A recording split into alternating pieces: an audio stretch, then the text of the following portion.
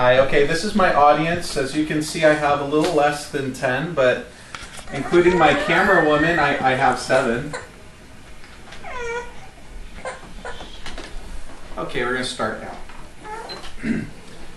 We all have that special someone who enjoys a great cigar. For some it might be their uncle or their father-in-law. For others it might be a boss or a coworker. So what do you do when reaching for a premium cigar when you've never done this before? You've never had to purchase this type of gift. Now throughout history there's been many ways to celebrate a special occasion or relax in a recreational setting. I personally like sharing an excellent cigar with friends and family. Now, I'm no expert, but I've been enjoying cigars for about 10 years now. And about 3 years ago, I started subscribing to a Cigar of the Month Club, and I learned a lot through that experience. I learned about the different tobaccos, where they were grown, the way in which they were produced, everything down to the cigar etiquette when you are in a public setting like a cigar bar or on a cruise ship, and how to hold the cigar. Those are very important details. Now, that being said, I've made my share of mistakes. And if I can save one person from experiencing a bad cigar, my job here is done. So of course, cigar smoking and cigar selection isn't for everyone. But like I said, let's consider a scenario. You pull a name out of a hat for a Secret Santa, and there it is in blaring penmanship. I want a cigar. What do? Now, you don't want to purchase a cigar that's going to remind someone of licking an ashtray. Instead, we're going to look at something that might help transport them into a different region, like considering that they were on the plantation of Havana where the cigar originated. Some of the best cigars come from Havana. That's being set aside. Now, let me put it in these terms. You would never want to buy a Starbucks junkie a good can of Folgers. That'd be insulting. Similarly, we'll take a look at what kind of things we need to look for cigars. So what are we going to look at? We're going to look at 3 things. First of all, who are you buying for? Secondly, what's the occasion? And third of all, what you need to look for in a good cigar. Let's take a look at what you, the buyer, can do. So first, who are you buying for?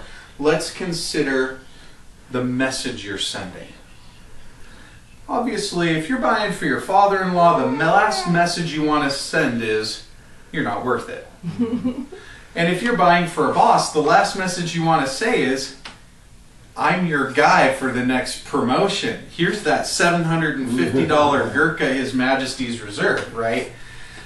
That might be a little presumptive, a little presumptuous.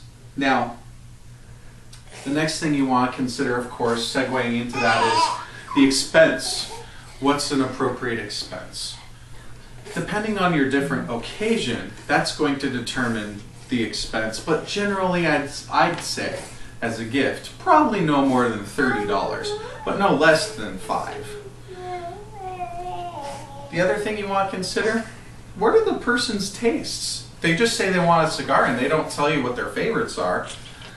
You really don't want to break the surprise and tell them that you got their name out of the hat, right? So you could spy around a little bit. See what kind of coffee they like. That's a good place to start. Do they like bold coffee, something like espresso? Maybe they like a nice Sumatra. If that's the type of person that they are, they're wanting a darker cigar. Now, if though they prefer a nice mild iced tea, they're probably going to want a cigar that's a little more like this, a little more in the tan color. You're not looking for something dark and black, you're looking for something light. So let's also consider the occasion that we're talking about. Certain occasions call for different cigars. Let's say we're just hanging out on the patio around a fire pit, maybe we're going golfing, it's something we do every week. You don't need to spend $30, $40, $50 on that kind of a cigar, because if somebody's got that type of a smoking regimen, you might be getting them more than 1 or 2. You might be getting them a box of cigars. Now, this particular box from Oliva, this only costs about $80 for 20 cigars. Whereas I can go out and I can buy 3 premium cigars for about the same price. Better deal for somebody who's an all-the-time smoker. You also want to consider, what if it's more of a special occasion, but it's still a yearly thing? Maybe it's a birthday, maybe it's a special holiday they like to enjoy, like Christmas or New Year's. Then you might want to go with something a little more like this. This is the La Flor Dominica Coronado. Now these cigars, these run about $10 to $15 per cigar. So this entire box was probably about $150, $200. That's more around the range that you're going to look for a leisure, a holiday, not quite luxury. The last one we're talking about, that would be the luxury. This point in time, we're looking at something like something that's contained in a tubos. Now a tubo, I will never open this until the day I smoke it. This provides extra protection even in my humidor. And that particular cigar, that runs about $15 to $30. So the last thing we want to talk about is what to look for.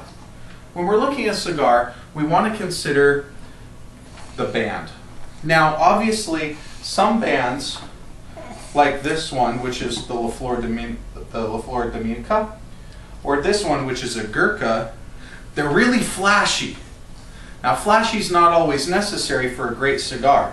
This one, the cane, this one only cost about $4, but it far exceeded flavor than this one that I got, the La Flor Dominica Double Hero. So quality is more about the name than it is about the fanciness of the cigar band that surrounds the cigar. You also want to look at the size and shape. Obviously, I'm a big guy. I can smoke a lot very quickly. I can go through a Churchill, which is one of the largest cigars on the market, in about an hour, 45 minutes, whereas most people it could take about 2.5 hours. Now my friend Reed, he's only about 5'3", about 120 pounds. Churchill might not be the right size, maybe something a little smaller. The last thing we want to talk about is, and this is really the takeaway, you want to make sure, no matter what, that you have a couple tools at your disposal. The first one is going to be your cigar retailer. Your cigar retailer, they know cigars. They'll be able to tell you if a plantation has been having a problem with crops. They'll be able to tell you if a particular cigar is in its prime season. The other thing you want to consider is the Cigar Aficionado magazine. This magazine, in the back, has review ratings on all of the current cigars that they consider to be excellent. And of course it'll range from 100 to, on a scale of 1 to 100, never been a 100 rated cigar. Most of them in the 90s. This is a great resource because it'll be able to give you what you need as far as what's currently beneficial on the market. So that being said, let's review. When we're buying a premium cigar, we need to consider the audience. What do you want to say with your gift? We want to consider the occasion. Is that cigar what you're looking for, is that one good for an opera? Or is that one good for a day at golfing? Finally, last, don't be afraid to ask for help from a reasonable source. Ask the person selling you the cigar, ask a more advanced person who's been smoking for a while. Look into the Cigar Aficionado. Done. Well done. Very good. Good job. 9 minutes. Oh, that was 9 minutes? Let's No, we can cut. That was a fast 9 minutes.